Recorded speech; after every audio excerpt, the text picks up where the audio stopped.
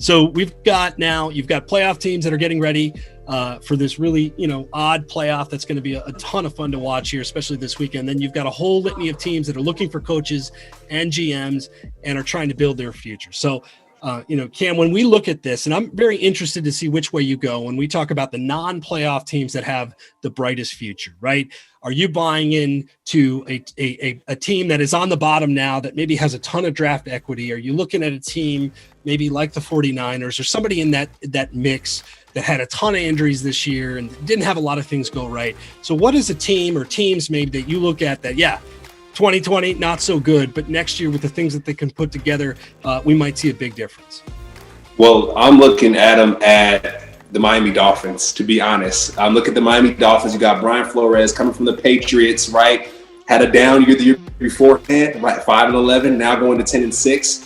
They have Tua. They got Ryan Fitzmagic. Come on, man. I played with Ryan at the Buccaneers. We've seen the magic. We've seen the no look this year, with his game. So I'm going with Miami. I like the way they're headed. They have a great defense, right? Xavier Howard, 10-plus picks. Like, come on, stop throwing to the man. So I think Miami has a great chance coming up. We know that the NFL is a quarterback-driven league. And if you have a top 5, top 10 quarterback, you always have a chance. And that's why I still like the Dallas Cowboys. I know Mike McCarthy's first year was rough, but just listen to me. It was rough, but we saw what Kellen Moore can do in the second half of the season. This was a top 15 offense despite missing Dak Prescott, Tyron Smith, Zach Martin, La'el Collins. Once they get all those guys back, I think they're going to be really good. And here's the thing. I think they have by far the best quarterback in the division. You're going into next year with the Giants having Daniel Jones, the Eagles having maybe Jalen Hurts, and who knows what the Washington football team is going to do at quarterback. So when you're a distant first at quarterback, I like your chances of bouncing back. So I think the Cowboys are a 10-11 win team next season. I will say that offense, if Dak is healthy, could be super fun. Like super, super fun. And if you get those wideouts going and you figure out what you're going to do at running back and the all line gets a little younger. Yeah, I'm with you. I'm going to go with the Jags. I think, James Robinson, Laviska Shenault, like you've got some awesome pieces, and I've come to terms with the fact that the Jets are not going to get Trevor Lawrence.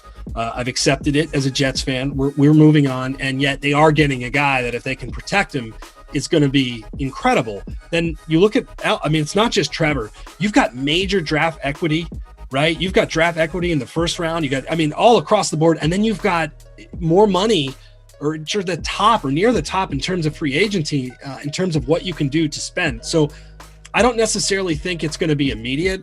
I think Trevor's going to struggle like we'd expect most rookies to be, and he'll come in. But I think the Jags, truly, you've got this once in a decade type talent, and I think Trevor can be that way. I don't know. That defense just feels like it's so far away. It's almost an expansion level team on that side of the ball. So they've got a lot of work to do. They've got to nail this head coach hiring. I really don't know who it's going to be. I still think they're probably 2 or 3 years away from competing, but we've seen in the past, you get a really strong quarterback, a rookie quarterback, all of a sudden the expectations can change. Look at what Justin Herbert did with the Chargers this year. They were in just about every single game. I think everybody agrees that Trevor Lawrence is a better prospect. If he can have a Justin Herbert-like impact on the Jaguars this year, why couldn't they get to 7 and 9 wins? I don't think that's unrealistic. Just wait to see what Zach Wilson does with the Jets too. Another first-round pick, cornerstone left tackle. I'm just talking saying. Yourself into it. Of course, it's going to be months of that.